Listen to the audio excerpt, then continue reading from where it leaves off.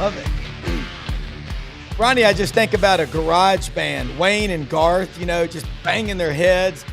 Welcome to AU Undercover 24/7 Sports. Die Hard. Rob Browne, Ronnie Sanders here with you. Going to be joined by Kevin Skarbinski, Doug Dean, and special guest today, Coach Ron Zook. Ronnie, thank you for making this happen. Get your pen and paper handy. Take a lot of notes. When you get a head football coach who's done it in college and the NFL, listen and learn. Absolutely. Hi. How's the weather in LA today? Well, it's actually it's beautiful. It has been cool, but they're supposed to get real hot here. I think tomorrow it's supposed to start, but I'm going back to Florida where it's real hot on Saturday. So I'll be. You been skiing anyone since you've been out there? You're muted. We can't hear you. Yeah. I ski enough at home. I needed a break. We've been skiing quite a bit. Coach, it's football season. You got 9 days away, depending on Missouri plays Central Arkansas. That'll be the first SEC team playing. How much do you miss coaching, the day in and day out stuff right now? And what are you seeing heading into this football season that maybe talking about the level of competition? The thing I miss right now, to me, camp was the best part of the season. I mean, camp is where it's, it's a booger. It's hard. It's there's not a lot of sleep but that's you're preparing your team for the year, and you try to install and go through as much stuff as you possibly can. You're not necessarily game planning, although they'll start game planning here in the next few days. But it's I love camp. The biggest concern you had in camp was trying to keep everybody healthy. How do you do that? How do you hit enough? You got to hit. You got to have contact. But obviously, you got to make sure you take your players to the game also. But this was always the most exciting, the fun time for me. But I think now, and it's funny, this is the first year in a long time where I've, haven't been in camp, and it's funny because I guess it's probably always like that. But just reading stuff and all the procrastinators and all the people that are, they're saying this guy's going to be good, and I think everyone who predicts something should be held accountable. If they predict a certain team's going to have a certain record, and they're off, then they should have to pay for that. I mean, it's like the coaches. I mean, because people listen to that. They listen to the papers. They listen to people when they on these podcasts, and a lot of times, and it's hard. It's a guess. Your injuries. There's so many things that have an effect on a season. Attitude. Gosh, and Ronnie and I talked about this the other day. There's some teams that are going through it with the NIL stuff, the attitude of the team. And, and once again, it's, you got to have good players to win. But I've always said this, it's not always the best players to win. It's the best team that wins. And how do you get 100 guys, or I guess it's 105 now, 105 guys pulling the same direction for the same thing. And that's hard in today's day and age. Yeah, it is. Kevin? Ron, how much did you try to, as you were getting closer to the season, closer to that first game week, block out the outside noise? As you said, everyone and their brothers making predictions. They're putting out their playoff predictions, their SEC championship predictions, individual teams. Some people break down and predict every single game for teams. Yeah. How much was it that a distraction for you as a head coach, and how much did you try to block it out from your team? Well, Ronnie will tell you, when we were at Florida, I mean, it was, we used to always, it was unbelievable. But the coaches, you can block it out. Coaches can block it out. But the problem is your players don't. They're going to be on their phones. They're going to be listening. And, you tell them not to. You tell them not to pay any attention to it. But they're going to do it. It's just the way it is.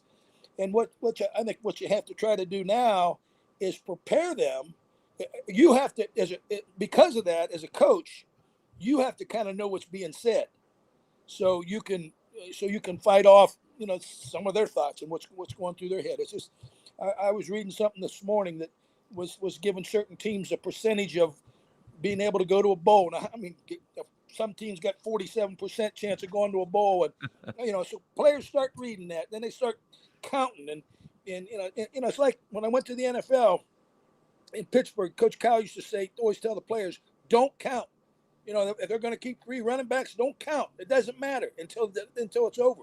Well, it's the same thing, and you can't start counting. How we got this win, we're not going to have this win.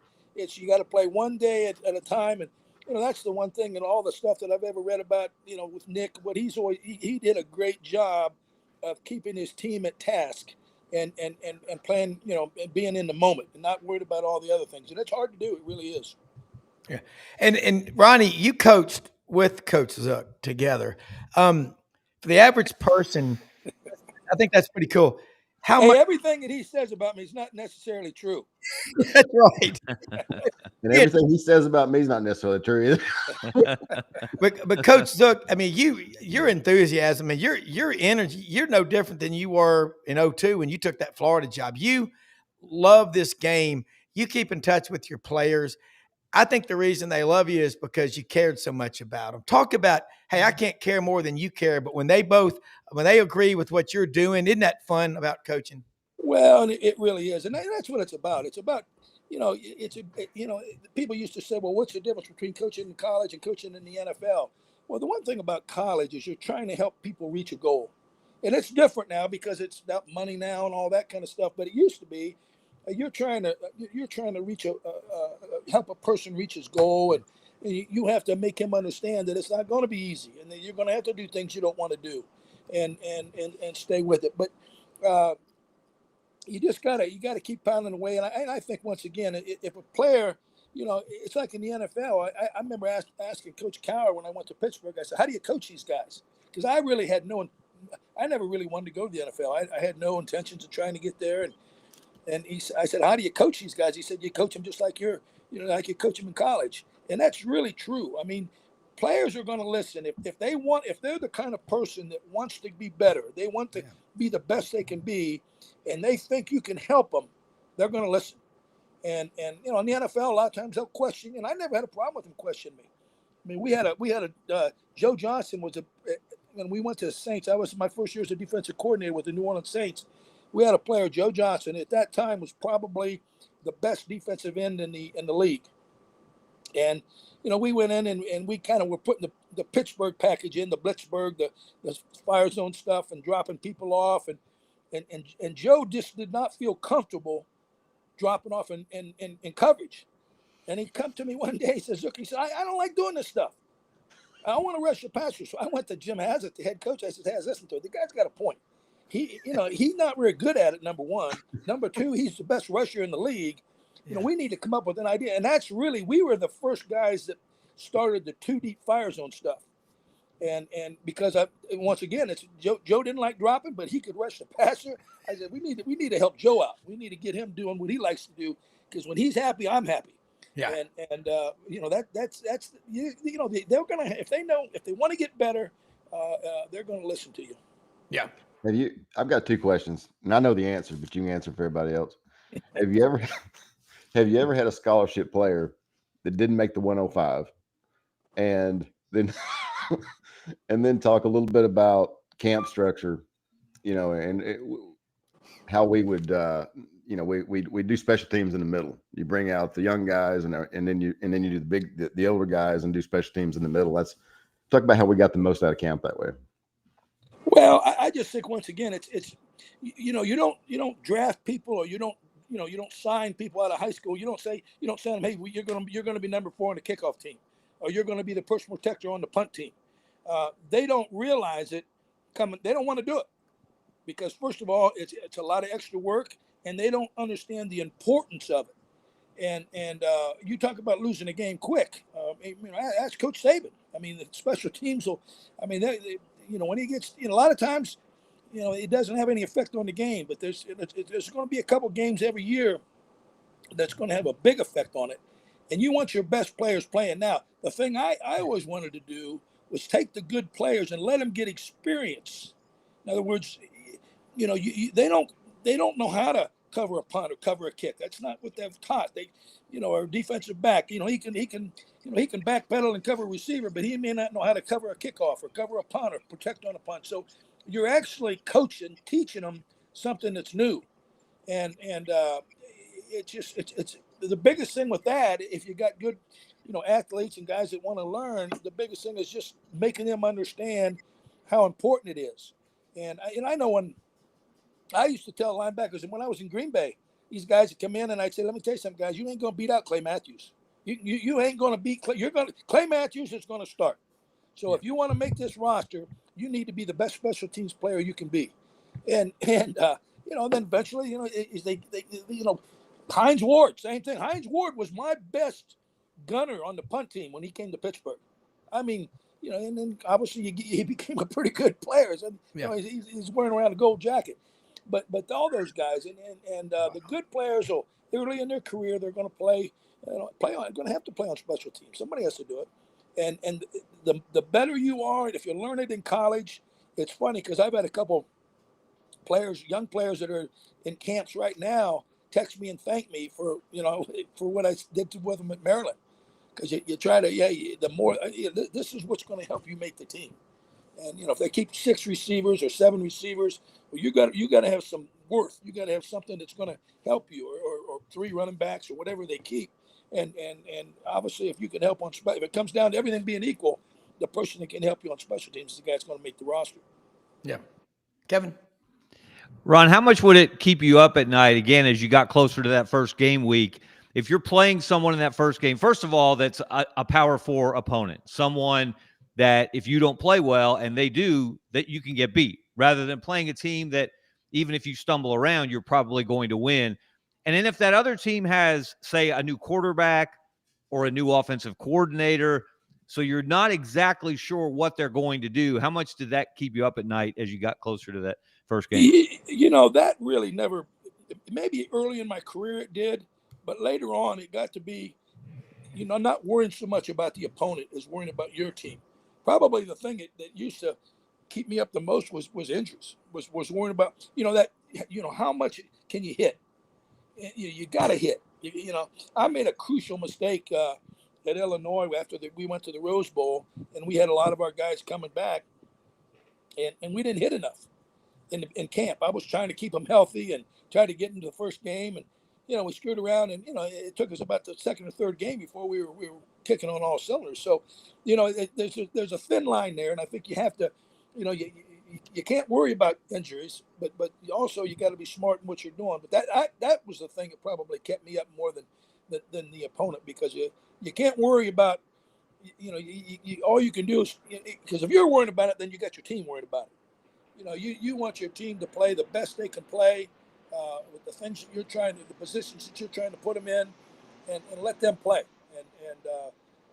But that once again, right, wrong, or different, that was kind of how, particularly later in my career, I was more concerned about getting them to the game. Yeah, Coach, we're hearing all this talk, and not picking on him, but Arch Manning, he's played a few games, but the NFL people, there's got to be some kickback of them saying, hey, these kids are coming in, they've been getting paid. Are they paying attention to details every day in practice and development? But the number we're hearing is they need at least 30 starts in college. And you look at the guys like Anthony Richardson, started 13 games, had all the athletic measurables, the combines, he looked great. Mac Jones had some early success in New England, but only had like 17 starts. Kind of make sense and make believers, because I believe in that. I believe experience matters. Well, football is a reaction game. If you're thinking, you're behind. It's a reaction game. And the more times you do something, the better chance you got to just react in. And I think that and particularly the quarterback position. It used to be back in the 90s, if you had a quarterback that could take care of the game and manage the game and not turn the ball over, play good defense and special teams, ball control, you could win. Now, if you don't have a quarterback, even in high school, if you don't have a quarterback, you have no chance. And I'm talking about to win it all. You got to have a quarterback that can play. And I think that the hard thing, you think about all the things that poor kid's been through. I feel sorry for him a little bit. I'm sure he's going to be a great player. He's got great bloodlines. He's got, his dad, his uncle, or I guess his uncles and his grandfather are great players. And so he's had every opportunity to be around all the, the good things and coached right. Still, you got to go out there and do it. And I'm sure he will. But the more you play, the better you're going to be. It's as simple as that. I remember one time, and you talk about freshmen playing, and Ronnie will remember this. We were starting 5 freshmen at Florida our first year. And Coach Bowden, and I love Coach Bowden. I always got along great with him. He was a great man. And he was, everybody was kind of picking on each other. And he made a comment. He says, well, every time you start a freshman, you're going to lose a game.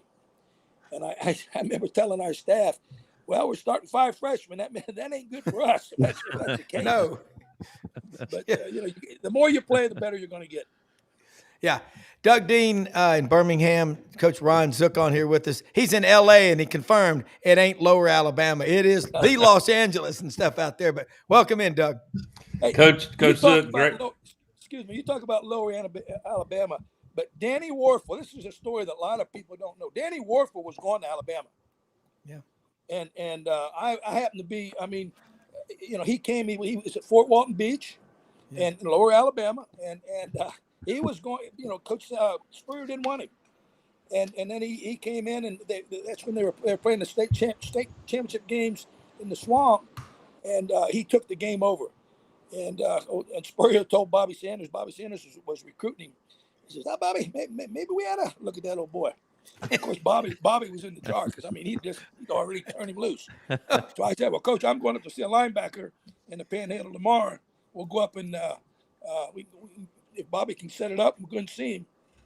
So I was actually in the house with Bobby Sanders, the guy that was recruiting him, and Spurrier, and Danny and his dad when we got him to come to visit. And but I think about Lower Alabama. That was always the Fort Walton Beach is being Lower Alabama. Yeah, absolutely, Doug. Coach Zook, Doug Dean in Birmingham, an honor to hang out with you and get what you have to say about football of days of yore and what we're seeing these days. But you learned it all in Loudonville, Ohio, didn't you, Coach? Loudonville, Ohio. Bill Banning was my high school coach, and that was a long time ago. Here's my question. We ran the wing T.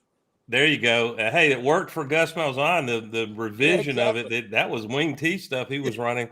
And that's perfect that you would refer to the wing T, because my question goes to there's fans tend to, it seems to me, they get enamored with defenses and offenses, the systems that are complex. The theory being you'll be 3 steps ahead of the opponent. And I look at the turnover and disruption of you don't get a player anywhere remotely close to even the 3-year average of NFL players. So do you have them long enough to even play it complex? So if you can pick either side of the ball, Coach, isn't there an argument for going ultra simple? And, people made fun of Gus Malzahn and some other coach. He only has 5 plays. But if those 5 plays, one of them is Nick Marshall running RPO, it's hell on wheels, isn't it, Coach? Talk about that. I don't think there's any question. And I think if you go back when free agency started in the NFL, you saw NFL systems. They got a lot more simple. Before free agencies, these guys would be on, they'd run, these guys, players would be there 5, 6, 7 years, 8 years, whatever, and doing the same thing. So obviously you're gonna be a lot better. You're doing the same thing and staying in the same system. But now when you start, every NFL team's gonna turn over 20, 30% every year. Well, your systems have got to be able to, you got to be able to bring people along, and it's the same thing in college. You're saying, and that's what's hard with college football right now, because these kids are, they're just they're up and leave, and it's hard to manage your football team, not only your roster, but manage your systems. So you have to do things that are simple. And Ronnie will remember this. We're playing, when we first got to Florida, we were what everybody runs now, just the quick sweep out to the receiver. And we were averaging 8.2 yards a play. 8 points, and with the bubble screen. Everybody in the football runs it now. And you remember, Ronnie, they were killing me. Because we weren't throwing the ball downfield. We weren't Steve Spurrier. We weren't, and we were averaging 8 yards a play. And I was talking to Mark Rick before the Georgia game that first year. I said, Mark, they're killing me. We're running the bubble sweep and getting 8 yards a play, and they're killing me. He says, well, they're killing me because I'm not running it. So, it's what people think and whatever works. Well, looking at, everybody on here, we all love football. And Doug, that was pretty cool about the wing tee or a version of it. What's the shelf life of an offense or a defense that's new that comes into college football nowadays, in your opinion? Well, I don't know if there's actually a shelf life. I think what you see is you see it continually change because, defenses will catch up. And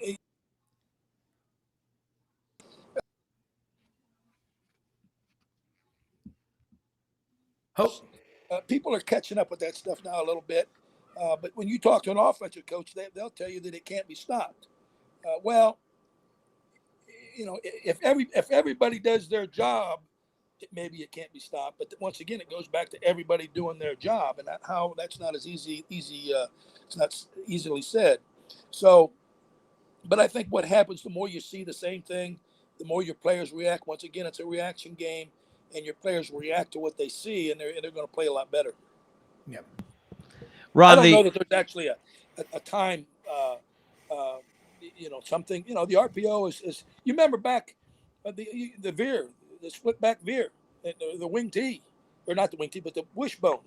Those were offenses that were hard for people to get ready for. You look at the Army and Air Force Academy, they still do it, and they're able to do it because defenses are not able to prepare for that stuff. They get a week. Most of the teams that are going to play those teams now, they're going to take a week off in the spring or a few days in camp and actually work on it to get a little head start, because when you only got 2 days to prepare for it, it's hard because it's an assignment football. Everybody has to take their assignment. Everybody has to react right. And that's why they're able to get away with it and be pretty successful. Yeah. Ron, the SEC and the Big Ten have separated themselves as the two best conferences in the country. A lot of people talk about the differences. You actually lived it in both leagues. Break it down for us. Life in the SEC versus life in the Big Ten. Well, it's who you talk to. They're both good. It's good football. I think the Big Ten has gotten better. I remember when I first went to Illinois, I guess I'm trying to think of the Big Ten commissioner, Jim Delaney. Yeah. I remember him telling us, having all the Big Ten coaches, football coaches in there in the meetings and getting after us a little bit about, hey, we needed to step our game up. We need to do a better job recruiting. We need to win the bowl games. And I brought up a thing about, because when I first went to Illinois, everybody wanted to be done with their bowl game and be done by November. And you got all the SEC, they're playing the first week of December with the championship games and so forth. And so the out of sight, out of mind. And I brought it up in the meetings. I said, guys, we're losing, because I come from the SEC. We're losing because we're a week or two. We're not playing. People aren't watching us. Well, that's what Bo and Woody wanted to do. And I said, well, Bo and Woody are dead. We need to, we need to take this thing and, in my opinion, play it in December. So at least you're on TV. And of course, TV has done such a big thing with the exposure and so forth. But those leagues, and I think with the expansion of the leagues, I'm not a big proponent of that necessarily. We played Oregon out there. You talk about a long way out there. When I was at Maryland last year, so you get back. You get back at 7 in the morning. We got back. You take a shower and start working on the next team. That's hard ball. That's like Monday night or Thursday night games in the NFL. So and they used to keep a statistic, and I'm sure they still do. But teams that travel on Monday night football, the percentage of winning is way down compared to the team that plays at home. So it's the travel, and now you're going clear across the country. Now it's good for fans. It's good for for the game of football. And I think that's one of the things people complain about, where football's going with the money and the people getting paid, and players being able to just get up after a year and go to another team. But one thing I can promise you, people are going to still turn on them TV sets. They're still going to watch the games, and it ain't going to change. Now they're going to. Ronnie and I talked about, there's only one way you can kind of stop the madness, and that's the coaches themselves stop it. I said this 20 years ago, but that ain't going to happen. So people are going to still turn them TV sets on. They're still going to watch the games. They're still going to be all. It's like right now, everybody's fired up about preseason and what's going on, and everybody's undefeated right now. So there's a lot of they haven't started the bickering yet. Yeah, Coach, but they will. Coach, I've always been fascinated with what at times you see programs that, at least from the outside looking in as a fan or an analyst, it looks like maybe they don't give enough focus and attention to special teams. But for most of these teams vying for a championship, there are going to be 3 or 4 really tight games during the year. The teams are evenly matched offensively, defensively. You're going to try to win the turnover margin every game to win. But special teams, if you can be nearly perfect at that or pull off an explosive play, I think I read a stat, Coach. I'd love for you to comment on what you're doing at Maryland to make special teams a difference maker. That if the team blocks a punt and runs it in, or blocks a field goal attempt and runs it in, even if they're the underdog, their percentage of winning that game just goes up dramatically. So talk to us about your philosophy of special teams. The whole realm of it. There's well, at Maryland last year, we beat Southern Cal in Maryland. We blocked a field goal. We didn't score, but we got it down the field. I mean, usually if you get a punt blocked, or you block a field goal, not 100%, but most of the time you're going to win. And I forget the percentage. I want to say 82% of the time you're going to win. That's what I read. It's just because it's such a big play, and once again it goes back to field position, and that's where a lot of times one of the great things for me when I went to the NFL coaching special teams for the Steelers, Coach Cowher had been a special teams coordinator for the Kansas City Chiefs, so he knew special teams. A lot of coaches don't know it. They don't want to know it. They don't. They don't want to know it, but it's still if you got to understand it, it's not a third of the plays in a game, actually the number of plays, but it's a third in terms of when it counts. And like you said, it may not be every game that's important, but there's going to be the games that you're going to need to have that it's going to be critical. Coach, is that for specific on punt blocks? I might be imagining this, but it seems like in maybe the last 5 years with that punt formation, you've got 3 up backs that are back near the punter, if I'm saying that terminology right. But are we seeing fewer punt blocks? What's happening with that play that we used to love? That's the reason that people did it. I think people are getting back out of that now, because what happens when you got 3 big linemen in there, now you got 3 guys that don't cover very well. I've never really been a big proponent of that. I want to, unless I'm on the 1 yard line or something, I want to get the ball off, make sure your protection's right, get the ball off, and then get guys that can cover, because a punt return, you get some of these returners that are really, really good. You get a punt return on you, and it's hard. It's hard to cover a guy when you got 52 yards of field to cover. So that's why more teams are calling return, not punt block. Right. Well, and I think punt block too. You got to, although the rules have changed a little bit in terms of what they call a roughing the kicker and so forth. But if I used to always have the philosophy, if it was 4th and 5 or less, we were probably going to return, because if you run into the kicker and they get a 5-yard penalty, then it gives them a first down, and that's a critical mistake that can affect you. So when you get 4th and 6 or more, and you do a good, and usually you only want one guy back there to block it. You don't want more than one, because that's when you run into each other and guys, fall down, and you want one person, and you got to coach it. It takes a lot of time, a lot of coaching to coach that technique. Talk a little bit about there are a lot of great venues in the SEC.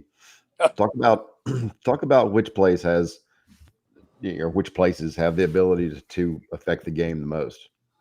Well, I told you this the other day. The loudest game I've ever been in, bar none, is Seattle. When I was at Green Bay, we played Seattle every year, and a lot of times it was for the NFC Championship game, and that place is deafening. But Auburn used to be the loudest place I've ever played, and I know that doesn't. I don't know what's it hold, 80, 90,000, 85,000. Yeah.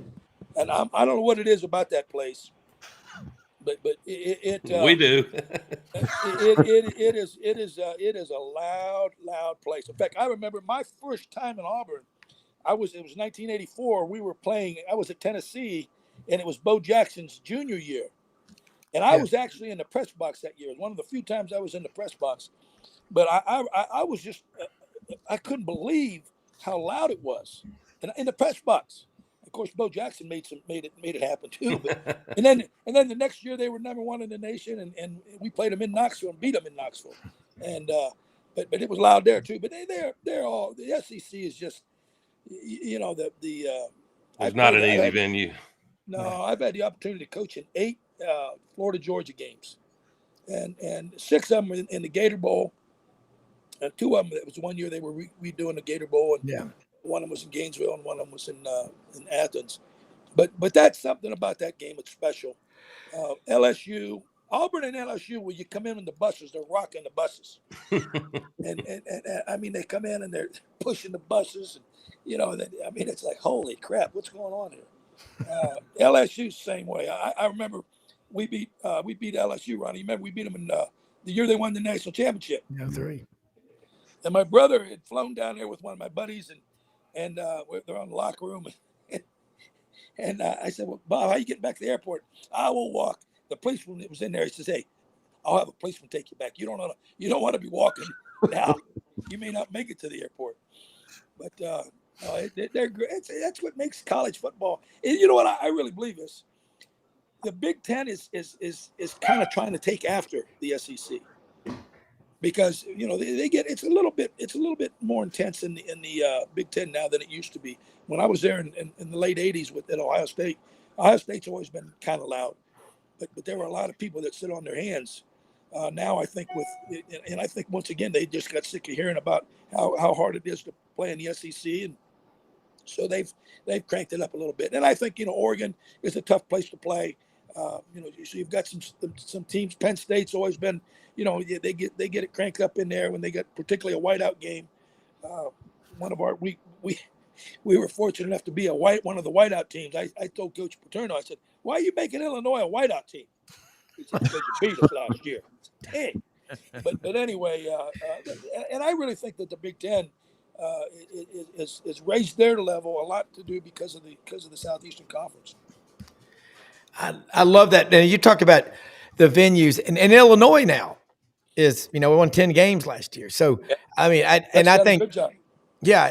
But I just think football matters around the country. We were talking to Dave Bartu out in Oregon yesterday, and he said, Rob, he's an Oregon alum. He does college football matrix, comes on the show Mondays, our Sidelines morning show. He said, they'll get fired up for these big games, but people out here in Oregon, there's a lot of other stuff to do. And you hear about that in the big cities, Champaign, Urbana, Gainesville, Florida, Auburn, Alabama. That's the biggest show in town. That and, going to church. And I think that's what makes it so dang special. But I mean, jump back in here, Kevin. I mean, I know Penn State, wow. When they do a whiteout up there, it looks like the nervous hospital on steroids. Everybody wearing white. It's scary. It's loud. The other thing too, and this is one of the things I hope doesn't happen, but the rivalries. I mean, you talk about the rivalries in the SEC. I don't ever remember, Ohio State, Michigan. I mean, that obviously was a great big rivalry, and it always is and always will be. But in Alabama, Tennessee, Auburn, LSU. I mean, these are Georgia. These are rivalries that, people. They live for it. People get killed over it. Oh, goodness gosh! I mean, I think that has a lot to do with it. I mean, it's people they get wild now. They get wild. So, Ron, where do you come down as a coach on the debate 8 conference games versus 9 conference games? The SEC plays 8, the Big Ten plays 9. Does it, as far as which is tougher, does it really make a difference on which 8 and which 9, especially as big as the leagues are now? Well, here's the thing, and people in the Big Ten will get upset with me about that, but I really think, the people are making a big fuss because if you play 9 season conference games, then that's a better game. That's a big game. But if you're only playing 8, then you have an opportunity to, put 4 other games in there that you should win. And I if you're a smaller school, a lot of schools You know, they make a living by playing a big team. They get their whole athletic budget. So that's important. But I think when the more conference games you play, it keeps the money in the conference, and obviously it makes the conference tougher because it's a conference game. Conference games are harder to win and more important to win. You got to win those conference games. Conference games. But I think that's why they go back and forth. Whether the Big Ten's playing 9, while come the SEC doesn't.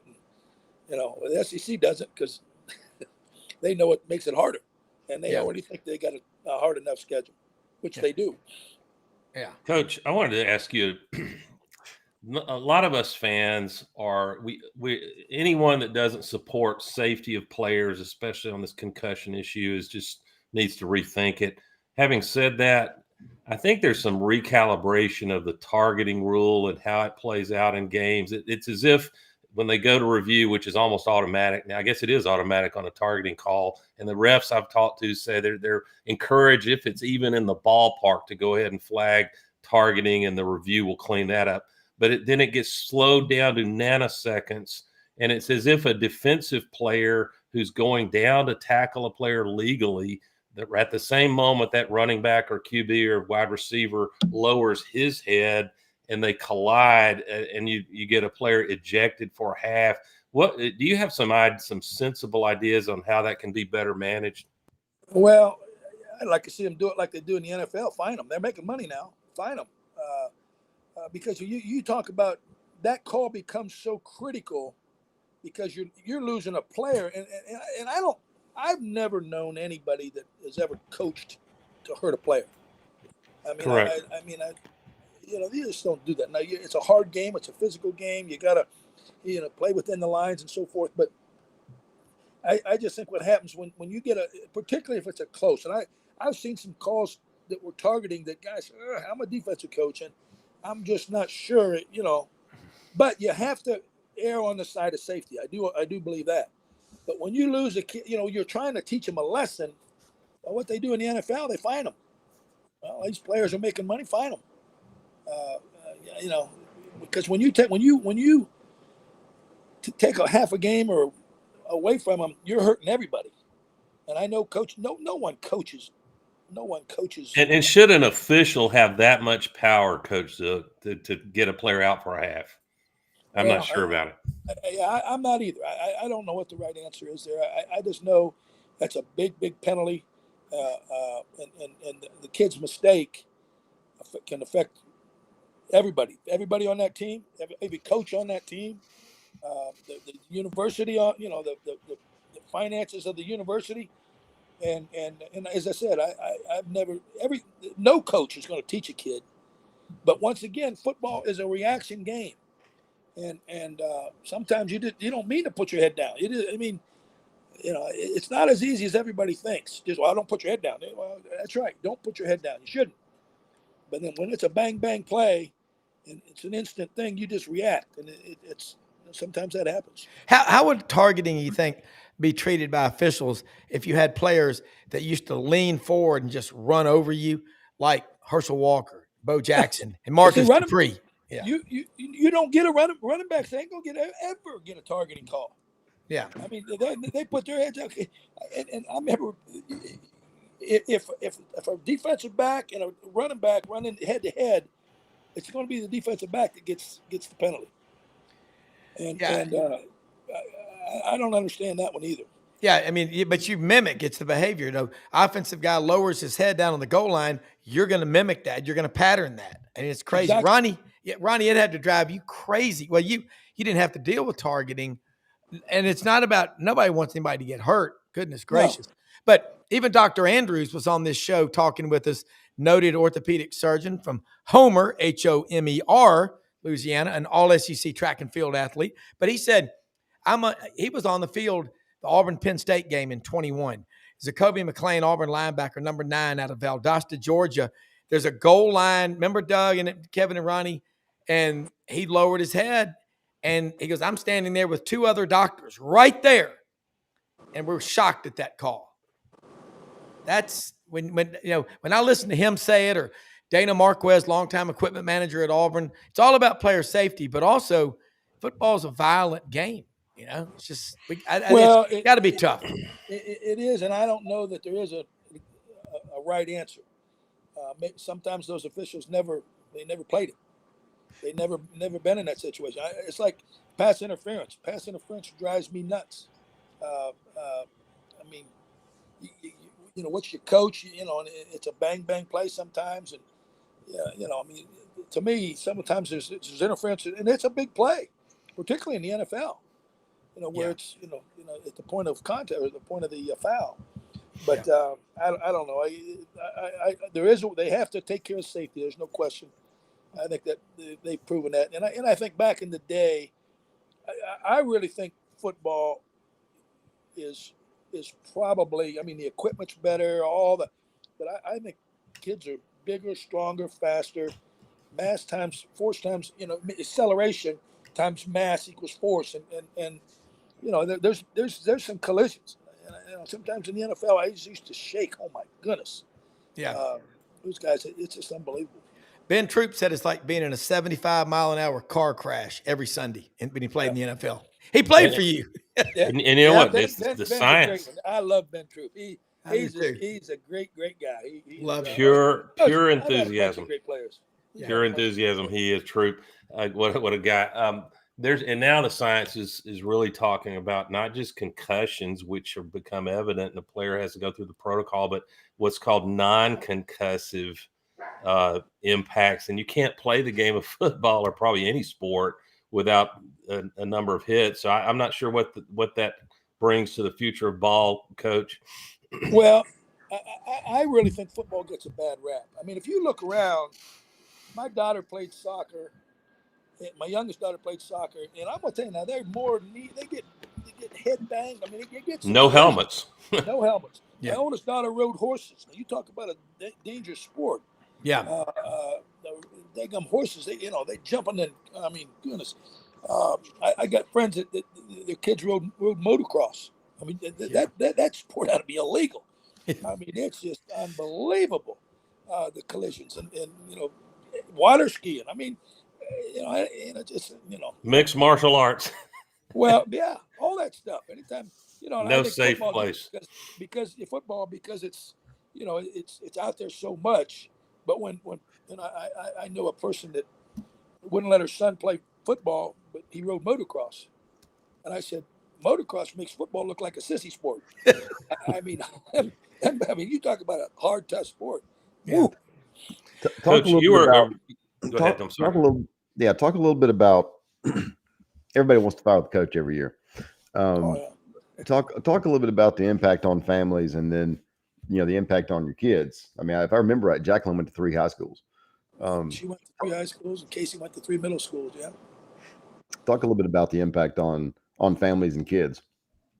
Well, the thing that and it's a little bit the reason that you hear this thing. Well, players should be able to go one every year, just like coaches. Well, it's not the same. I mean, I know players can transfer and go to another place, but they're going on their reason. A lot of times coaches leave and it ain't their idea. It's not for their reasoning. And, I think when you get into the profession, you understand that's part of it. You understand the way it is. All you can do is, just do the best you can and learn from it and keep on keeping on. But it's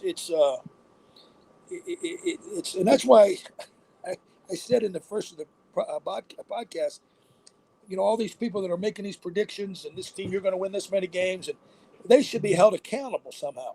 Yeah. If they're wrong, because people listen to that. And if you're, they say, well, you should win 9 games, and you don't win 9 games, then you get people fired up and you end up getting the coach fired. Well, and it, you're right down there in Auburn now. Auburn's, you're in the thick of it down there. Yeah. And Alabama, Auburn, LSU. Are you kidding me? You blink wrong. I remember at Florida you'd run early in the morning, and then it'd be something. And this was before. Back then, it wasn't like it is now. But our coach must not be feeling good. He didn't look like he was running very well this morning. Golly, are you kidding me? Get a life. they live it. It's a religion. It's their, and that's one of the great things about sports. It gives everybody an opportunity to root for the same thing and be on the same side. Yeah. And you know, that ain't going to change, I don't think. Ron, I'm curious. Someone mentioned Ben Troop earlier. I'm curious about your favorite memories of Chris Leak, who may be one of the most underappreciated players in Florida history. Yeah. No question. Chris Leak, not a great person, great kid, great player, worked his tail off. We knew he was going to be a heck of a player. You know, we had to play him as a freshman. I mean, that's not his fault. And he was a good player and just a great. You know, we signed him, and he flew down. We didn't pay. He paid for it his dad did, or something. Every weekend he would come to scrimmages on Saturday, and he'd watch the scrimmage in spring ball, stand behind the quarterback, and then we'd watch the tape after the scrimmage or Sunday morning. And he just worked his butt. He's just a great person. And you're right, he did not receive the credit. That first national championship, that's his. I mean, obviously Tim Tebow did a great job as well and got the second one, but I think the first one was probably a little bit more Chris's than Tebow's. Yeah.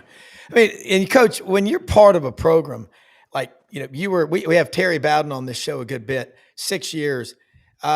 He loves Auburn, and I think his mom's moving to Auburn, you know, Is that right? Yeah, to live with the daughter and son-in-law. I think that says a lot about it. And I think we as fans, I'm an Auburn grad, but my wife's a Vol for life. I remarried. I got an Alabama daughter, and everybody else is Auburn. You become part of a family, you know. I'm just like, hey man, I got 3 great kids from my first wife, and she's family forever. Do you feel connected to Florida, don't you? Because I know Ben Troop really likes you. I know Ben, and they like you. They said, Ben, you were intense. Oh no, sorry. Okay, you were intense as a coach. I'm not probably. Oh, I think you got about that. May have got. Okay, so I'm not probably as connected to Florida as I'd like to be. But you know, it wants to get people to say, well, you're a Florida fan. Florida State people are always telling me that. Oh, you're a Florida fan. I said, I'm not a Florida fan. Hell, they fired me.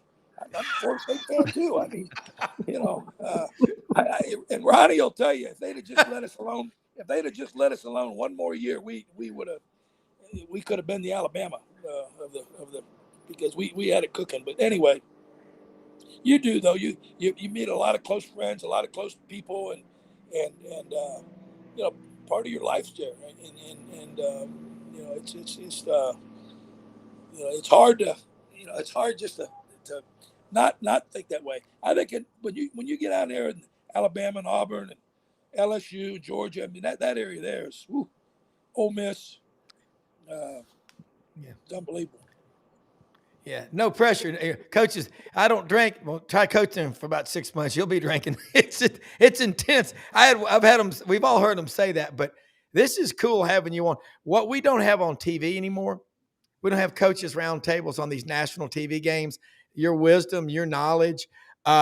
Max Howell watches this show every day, you know, and he's been doing it a while, and he critiques me after every show now. And I say, hey, man, I want to hear everything you got to say, the good, the bad, and the ugly. If you ain't coachable, you don't have a future, Ronnie and Kevin. I think we all know that.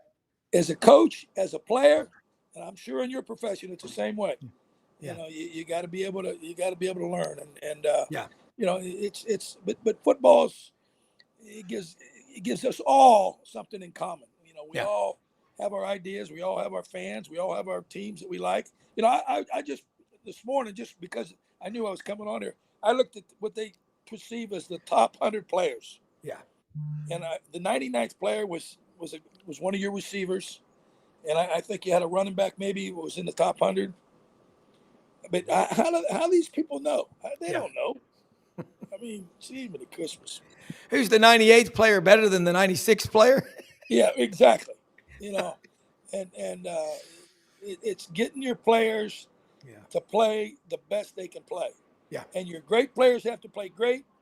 Your good players have to play good. And they got to bring the younger guy, the guys that aren't as good along. And, no one, not at any level, has all great players. Rob says he doesn't drink. Are you still hitting the natty light? Who, me?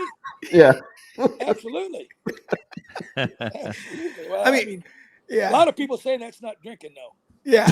But, hey, Coach, look over my shoulder. How about that Ham's beer? Remember Ham's? Yeah, I do. There you go. But Yeah. Coach, another thing, I heard a great coach tell me one time. He said, Rob, if I could have a dream scenario in coaching, my ones would play as hard as my twos and threes in practice and on game day. If you got that going, that kind of competition, that kind of hunger and intensity, that's great. And then like people like Troop talked about coaching, you talked a lot to them about their future, about what was at stake and what it takes. Houston Nutt was on here a couple of weeks ago.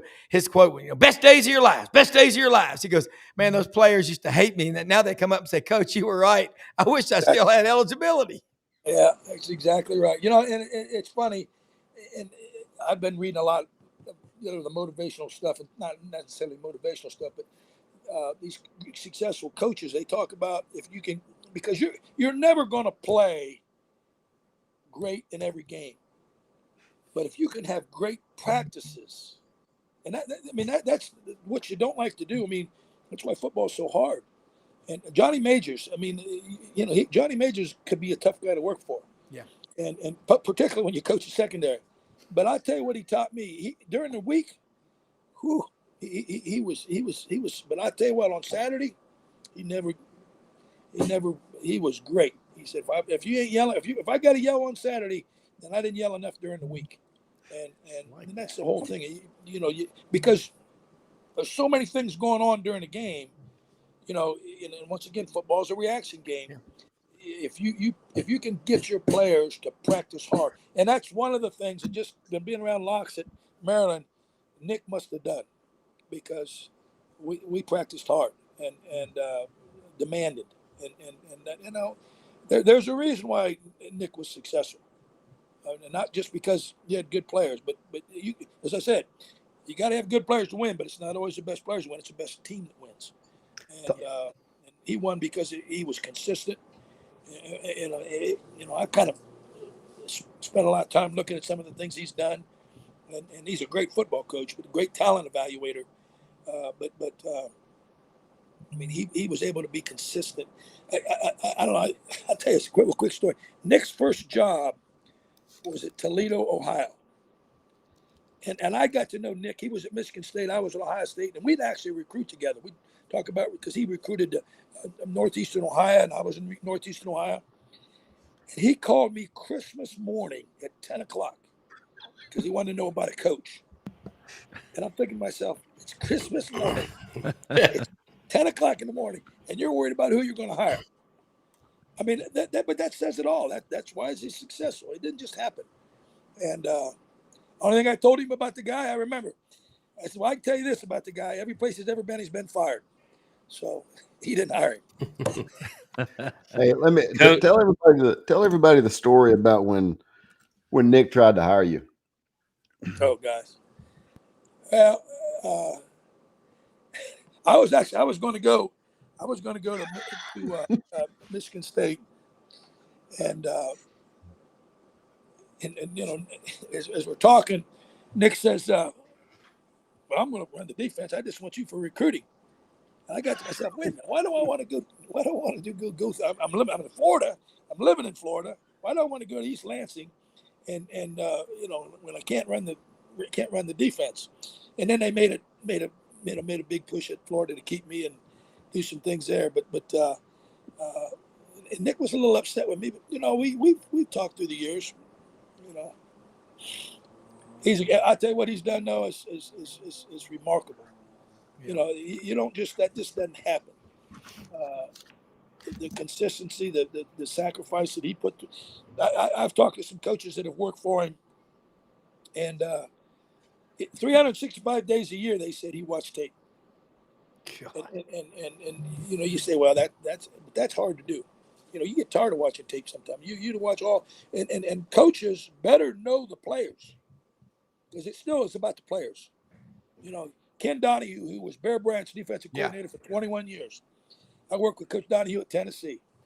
And he'd always say, Ron, Better be known as a bad coach with good players than a good coach with bad players. And that always stuck with me. You get yourself some players, coach them up and let them play. Get out of their way. Coach, Kinda like I'm you. sorry, guys. A lightning storm knocked me off for a minute. I'll watch Coach Zook's comments tomorrow. But you're perfect to have an opinion on this question because you've been around the NFL. You understand roster management at that level, which more and more college is going to start resembling. 100%. And you've been around the college game. So I'm intrigued. I think things are changing before our eyes, but I don't think fans' knowledge has caught up with it.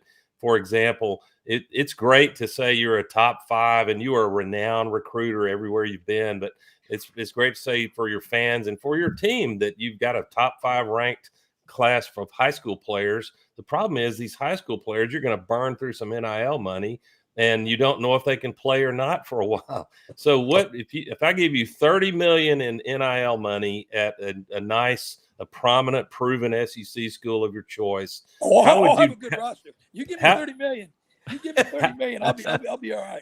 I think you will, but how would you deploy between portal gets that you can see what their body of work is in high school? How would you balance that, all things being equal?